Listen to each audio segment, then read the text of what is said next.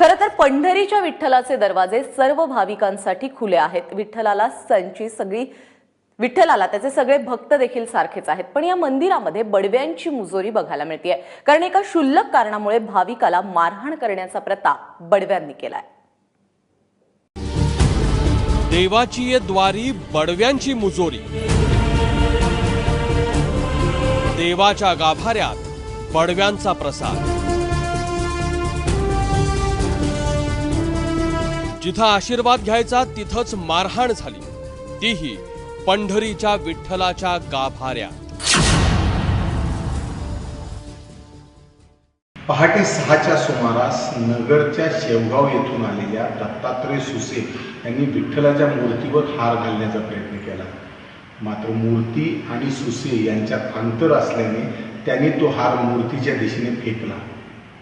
इथेच वादाची पहिली ठिणगी पडली। वाद वाढला आणि विठ्ठलाचे पुजारी अशोक भंडगे यांनी दत्तात्रय यांच्या श्रीमुखात भडकावली। प्रकरण थेट पोलिसात गेलं।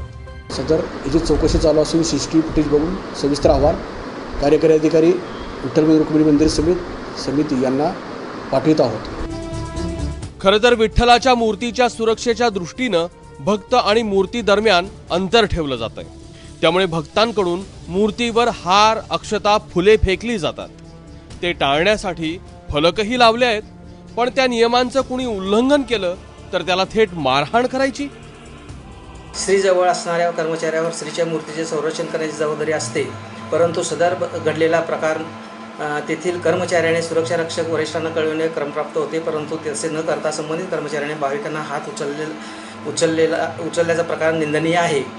अशा परिस्थितीत मंदिर समिती कधीही पाठीशी घालणार नाही। पण सध्या हे मंदिर कलेक्टरच्या ताब्यात आहे आणि कलेक्टर साहेबांच्या अखत्यारीमध्ये सर्व कर्मचारी काम करतात। आता असं आम्हाला वाटायला लागलं की बडव्याचा काळ यापेक्षा बरा होता, कारण बडव्याच्या काळामध्ये भावांशी कोणाला मारहाण केल्याचं आमच्या ऐकिवात नाही।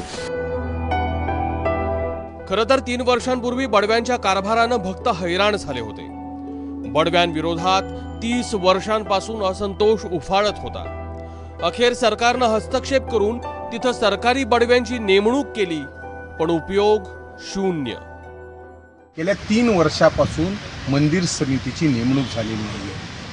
समिती नाही त्यामुळे व्यवस्थापन नाही, आणि व्यवस्थापन नाही त्यामुळे सरकारी पुजारी हे आता बडव्यांच्या वाटेने जाऊ लागलेले। मुंबई उच्च न्यायालयाने समिती नेमणुकीसाठी 30 जूनची अंतिम मुदत दिलेली आहे। धाव घाली विठू आता चालू नको मंदा, बडवे मज मारिती ऐसा काहीतरी अपराधा।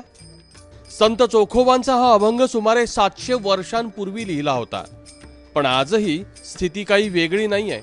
विठ्ठलाचं मंदिर असो किंवा सार्वजनिक गणपतीची रांग, भक्ताला नाडवलंच जातं। तेव्हा कारभाराला फक्त सरकारी लेबल न लावता तो भक्तांसाठी सुकर कसा होईल याची काळजी फडणवीस सरकारनं तातडीनं घ्यायला हवी। सुनील दिवाण, एबीपी माझा, पंढरपूर।